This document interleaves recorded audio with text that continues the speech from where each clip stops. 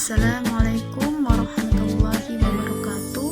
Perkenalkan, nama saya Darmawati DS Batalipu dari IAIN Sultan Amai Gorontalo, Pendidikan Agama Islam. Baiklah, saya di sini akan membacakan artikel tentang teori-teori kebenaran. Berikut ini beberapa teori tentang kebenaran dan perspektif filsafat ilmu, terbagi menjadi 8. Yang pertama, teori korespondensi. Yang kedua, teori koherensi dan konsistensi. Dan yang ketiga, teori pragmatis. Yang keempat, teori performatif. Yang kelima, teori konsensus. Dan yang keenam, teori kebenaran sintaksis. Yang ketujuh, teori kebenaran semantis. Dan yang kedelapan, teori kebenaran non-deskripsi.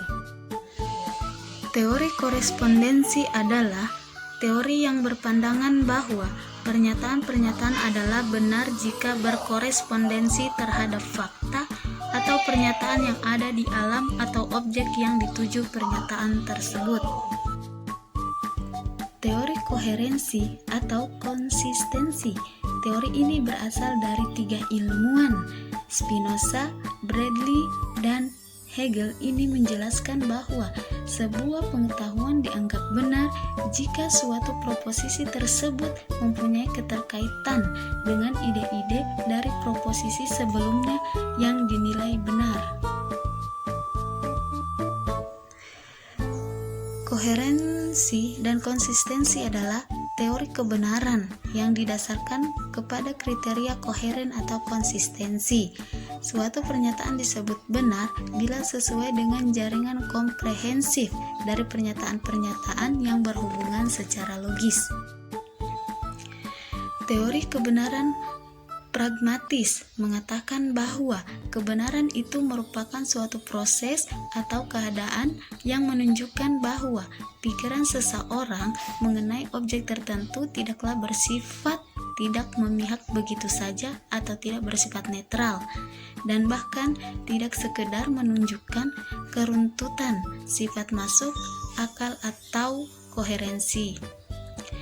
Teori kebenaran performatif. Teori ini menyatakan bahwa kebenaran akan diputuskan atau ditetapkan oleh pemegang otoritas tertentu. Teori performatif menjelaskan suatu pernyataan dianggap benar jika ia menjelaskan realitas. Jadi, pernyataan yang benar bukanlah pernyataan yang mengungkapkan realitas, tetapi justru dengan pernyataan itu tercipta realitas sebagaimana diungkapkan dalam pernyataan itu. Teori kebenaran konsensus ini menelaah mengenai integrasi nilai di tengah masyarakat, sedangkan teori konflik mengenai konflik kepentingan dan koersi yang menyatukan masyarakat di bawah tekanan-tekanan tersebut.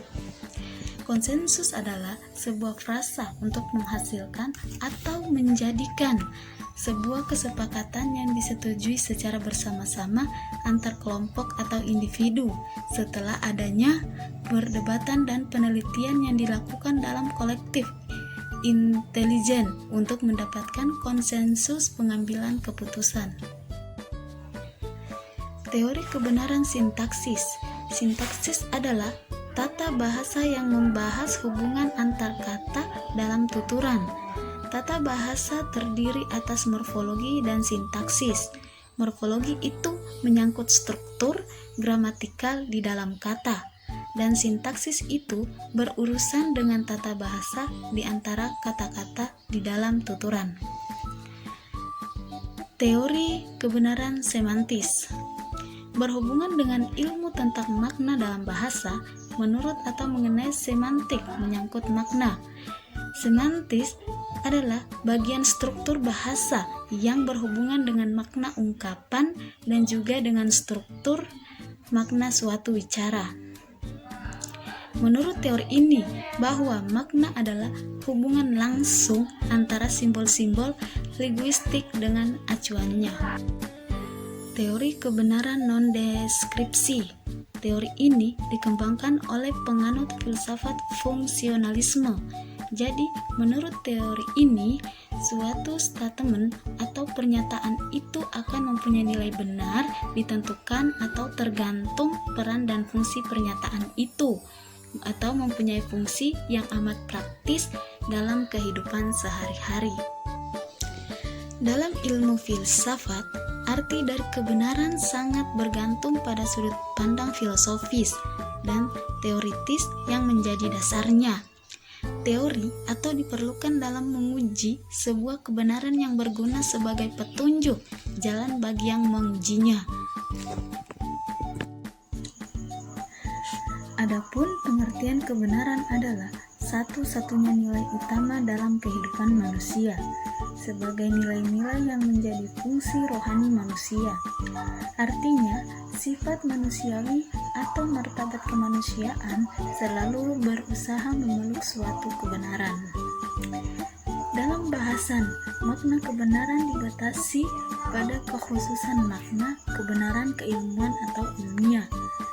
Kebenaran ini mutlak dan tidak sama ataupun langgeng, melainkan bersifat nisbi atau relatif. Sementara tentatif dan hanya merupakan kebenaran yang ada pada ilmu pengetahuan, efek dari keterlibatan ilmu bidang-bidang kehidupan.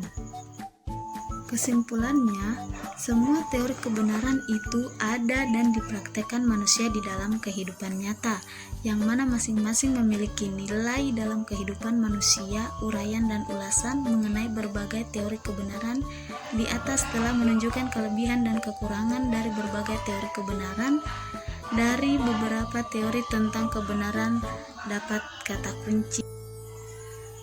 Itulah yang dapat saya sampaikan. Kurang dan lebihnya saya mohon maaf. Saya akhiri, wabillahi taufiq wal hidayah. Wassalamualaikum warahmatullahi wabarakatuh.